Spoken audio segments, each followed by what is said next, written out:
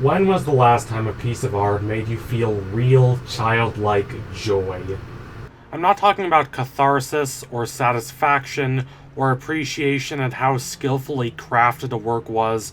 I'm talking about the kind of blinding euphoria that you typically only get when you're a little kid and something amazing happens to you. I had not felt that in a long time.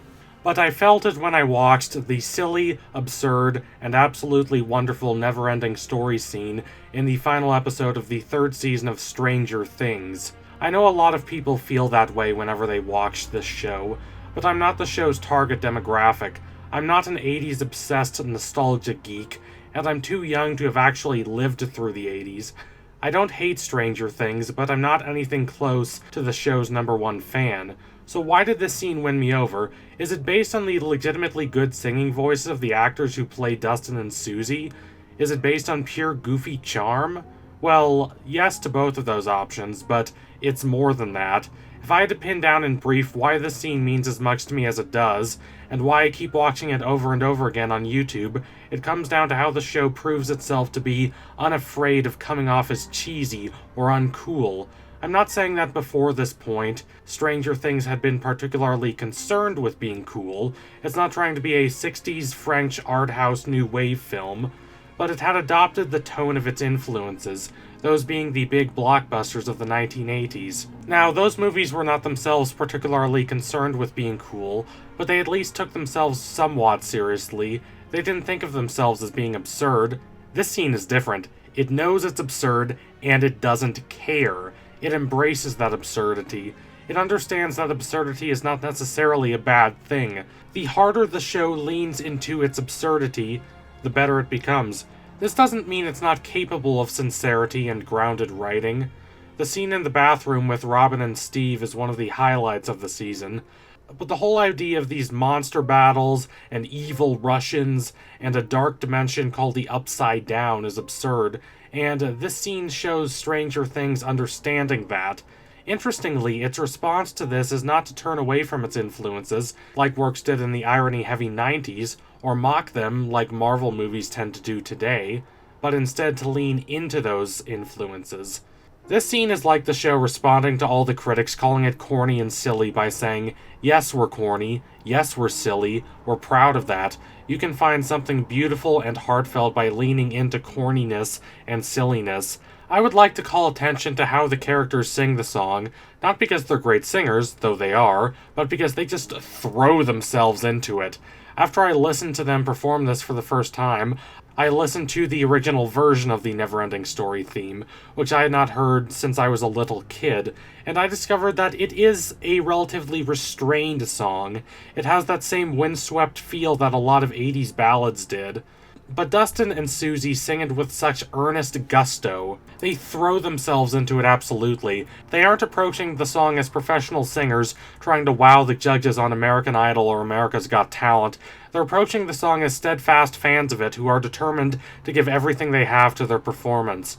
Dustin is nervous at first, and understandably so. This is a bizarre situation to find oneself in. You have to get Planck's constant from your girlfriend. A super nerdy girl that all your friends have believed for the past 8 episodes is not real, if you want to save the world from an evil monster, and you can only get it if you sing the NeverEnding Story theme with her. It sounds like something that someone would come up with in a fever dream. It's completely nonsensical, and that's why it works as well as it does. It's as absurd to Dustin as it is to us, the viewer. It comes out of nowhere for both us and him, but when he commits himself to singing the song, he throws himself into it. There's not a flicker of restraint in his entire being. He belts out the notes as though his life depended on it. In no small part, this is because his life actually does depend on it, but it's also because he genuinely loves this song, even if he is somewhat embarrassed by it. One can imagine it is something he is bonded with Suzie over. And then we get everyone's reactions. They are so confused. The climactic fight against the lethal monster has momentarily stopped to make room for a musical number. Everyone has no idea what is going on.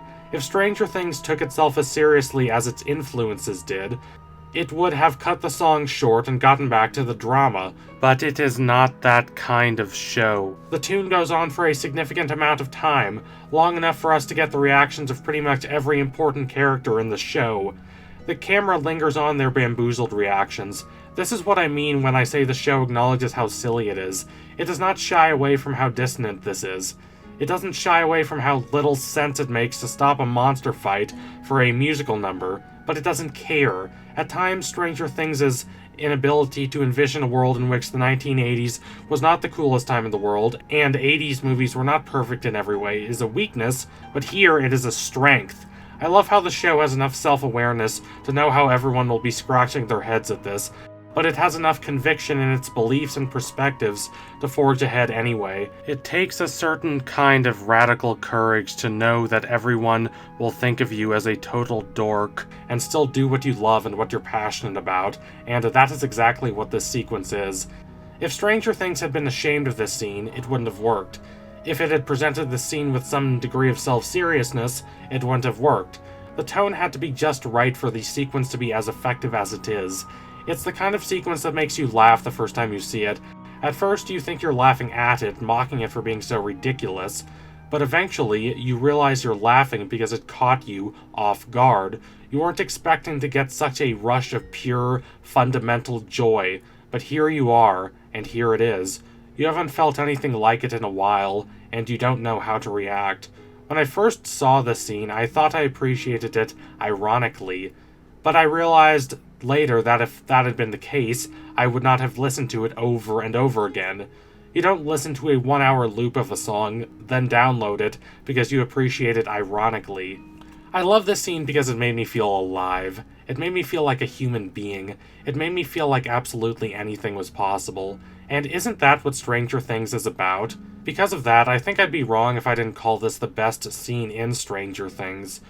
Why is Stranger Things as a show nostalgic for the 80s in the first place? Is it because the Duffer Brothers, who are the showrunners, are nostalgic for the Reagan administration? Is it because they're nostalgic for an era when computers were hugely expensive and smartphones were just a whisper of the distant future? No, it's because they're nostalgic for the feel and atmosphere of those 80s movies. At their best, those movies weren't as calculated as blockbusters are today. They evoked a true feeling of wonder. They made one feel like the constraints of the world had dropped away, magic was real, and anything was possible. They made one stare up at the stars at night, wondering about what could happen. They made one feel endless, like the horizons of their lives were infinite, and that tomorrow would be a wonderful day. And the NeverEnding Story scene perfectly captures those feelings. Sure, it's cheesy, but all of these feelings are a little cheesy too. That doesn't mean they're not worthwhile. If you liked what you saw today, don't forget to like and comment and subscribe. Donate to my Patreon if you can and you want to see more content like this. It was nice to do something that wasn't about Avatar for once, and I am really excited to see where Stranger Things Season 4 goes. It'll be very fascinating. So thank you all again. Adios, comrades.